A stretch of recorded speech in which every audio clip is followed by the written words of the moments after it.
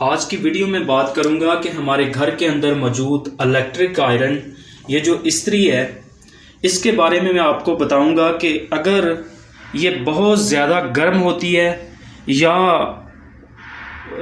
आप कपड़े जलाती है या बहुत देर तक ऑन रहने के बावजूद भी ये गर्म नहीं होती, तो मैं आपको इस इस्त्री की छोटी सी सेटिंग बताऊंगा जिसको करके आप इस्त्री को आइडियल सेटिंग पे ला सकते हैं। तो इसके लिए आपको देखना होगा कि ये जो इसकी इंडिकेशन लाइट है, इस पर गौर करना होगा।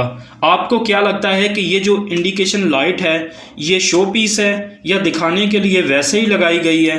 ऐसा बिल्कुल नहीं है। अगर आप ऐसा सोच रहे हैं तो ऐसी बात नहीं है। ये इस इंडिकेशन लाइट का काम होता है कि जब इस्त्री आपकी ठंडी होगी तो ये जल जाएगी, जब इस्त्री गर्म हो जाएगी तो ये लाइट ऑन हो जाएगी।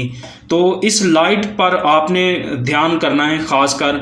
और ये जो इसका थर्मोस्टेट है, इसके बारे में जो टेम्परेचर को कंट्रोल करता है, इसके बारे में मैं थोड़ा सा आपको बता दूं कि जब हम इस थर्मोस्टेट को इस जगह से यहाँ पर एक पर लाएंगे तो क्या होगा कि हमारी इस्त्री ऑन होनी चाहिए।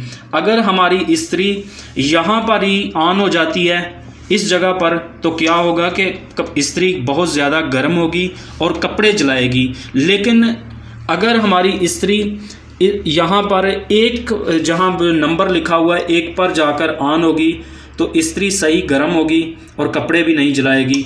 और अगर मैं आपको बता दूं कि यही जो थर्मोस्टेट है इसका, ये तकरीबन जाकर यहाँ एंड पे ऑन होगा तो फिर क्या होगा कि फिर भी ये इस्त्री आपके कपड़े सही तरह से प्रेस नहीं करेगी।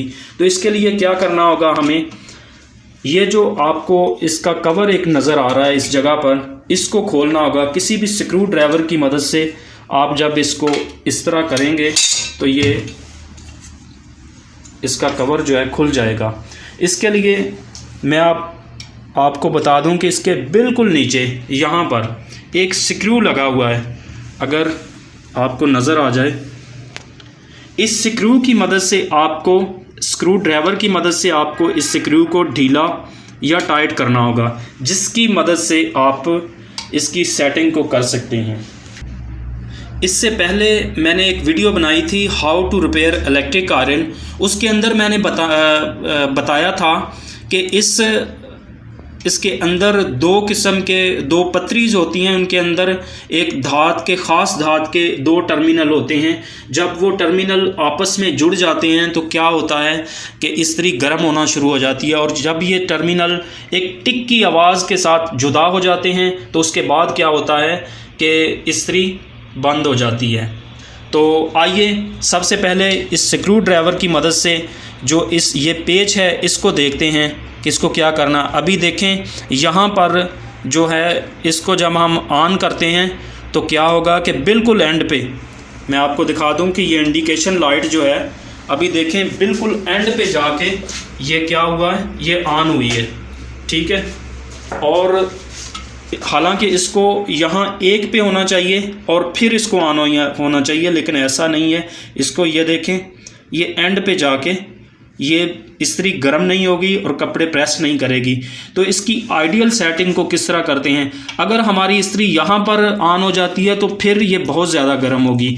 तो क्या करना है, सबसे पहले हमने यहाँ पर एक पर इसका सेलेक्टर को सेट करना है, यहाँ पर रखना है, और उसके बाद इस स्क्रू को हम लूज़ करते जाएंगे आहिस्ता आहिस्ता। जब ये ऑन होगी तो इसको वहीं पे छोड़ देंगे।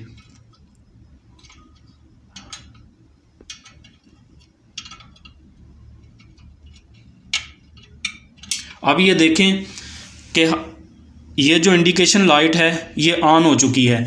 अब देखें यहाँ पर ऑफ है, और जैसे ही ये सिलेक्टर इसका एक पे जाएगा आप देख सकते हैं कि इंडिकेशन लाइट ऑन हो चुकी है। तो ये इसकी आइडियल सेटिंग है। तो दोस्तों मैं आपको बता दूं कि एक वीडियो मैंने बनाई थी, जो इसका सोल प्लेट है ये अक्सर ख़राब हो जाता है। ये आप देख सकते हैं कि इसके अंदर भी ये मैल आई हुई है। ये कपड़े की वजह से होता है, प्रेस करने की वजह से।